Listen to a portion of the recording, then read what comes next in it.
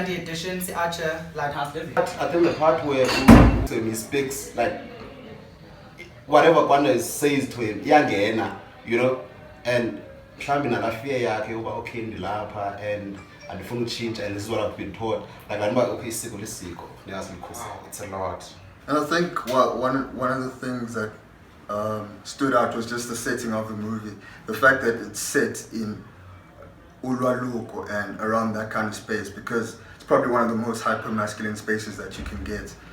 So the fact that it tackled those masculinities in that space, I think that's one of the best parts that stood out. The depiction was really You realize that it's actually not about that. It's just that exactly. Ulwaluko is like a function within the actual story. Exactly, yeah. And it's actually perfect, like it's the perfect setting because the movie is not about Ulwaluko. The movie is about the relationship between the three and how they navigate it, but to like highlight everything.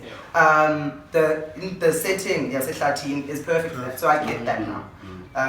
Because I felt when I was watching, it's like it's a very interesting way to display all of the different masculinities. Because as much as there was homophobia, it would be one person who's being homophobic and a group who's being like, stop doing this thing. But they're not saying stop being homophobic. They're just like, leave this guy alone, stop doing this, stop. Because they don't want to be like, don't be homophobic, because then it's going to be like, oh, so you're gay. Defending. You're defending because you're a part of this thing. That's what we're saying, but it's easier in those spaces.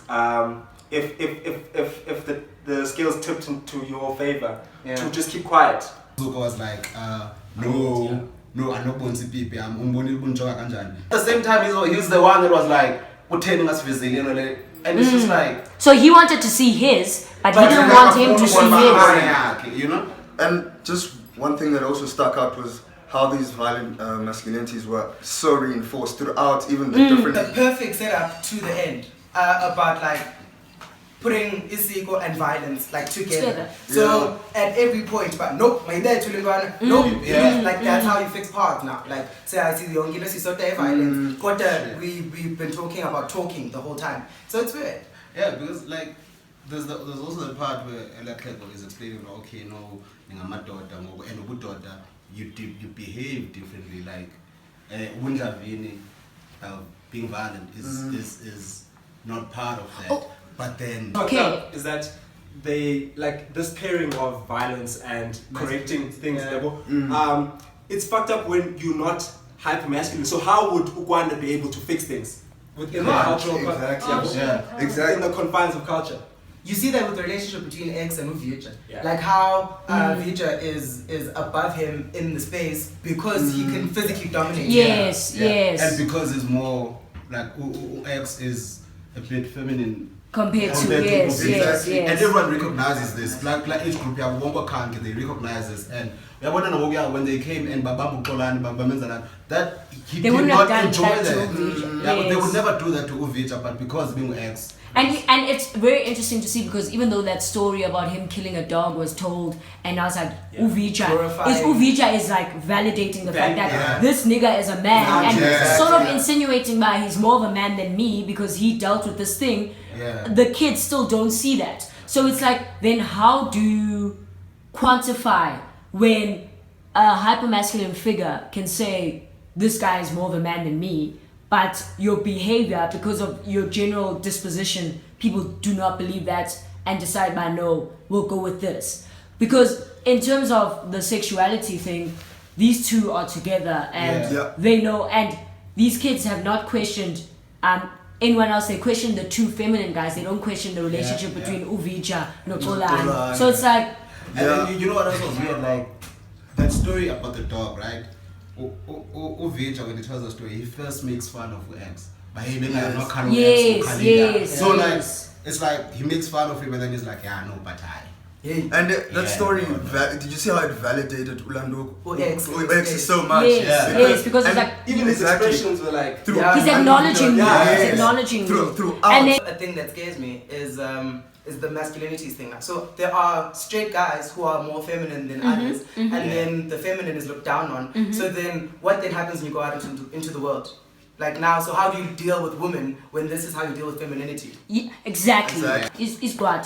So when the guy said that when you were saying something about how wow we have these boys for so long, we need to get a few vaginas so that we can sleep with them, and it's like there's no positive anything about women in that space. Even the conversations the initiates were having amongst themselves about women and how they're gonna treat women when they leave. It sounded like she does not have any say in what's Exactly. I'm gonna do sex to this girl. Yeah. And I'm gonna show all the girls. And it's like that's sexual harassment, dog. You can't just go around flinging out your dick. And so the only way that they actually transcend into like this, like where the culture actually gives them the space is when they have women around them, or when they impose themselves on women, when they use women as a tool to get the social capital that they desire. Yeah. So it's weird, like the space in which women can't come here, women must get away, shit, whatever. But as soon as they need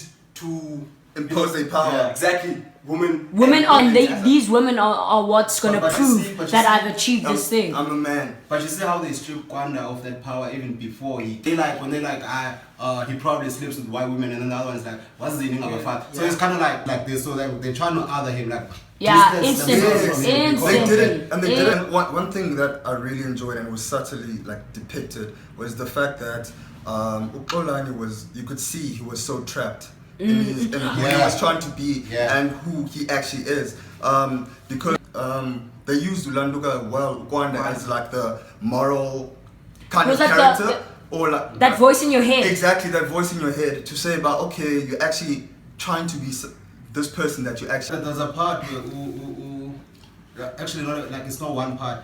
Who X throughout the whole movie he keeps saying nothing changes. Yes. Like so like I don't know if like that's him like trying to convince himself, nah, I can't go out of this and be something else because this is who I am, this is who I have to be.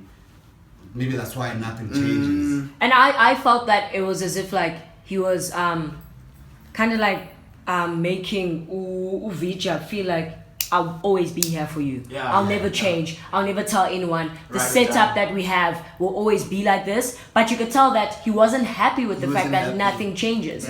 Like he wasn't happy with the fact that everything stays the same. And that's why it ends. That's why the movie ends the way it is, because Uvija is this hyper-masculine, physically dominant man with a wife and kids, and that's what like Unaka X in his head like also envisions as perfect. He is jealous of where Kwanda is because he's not there in himself. So like there's so much hate, like there's all the self-loathing.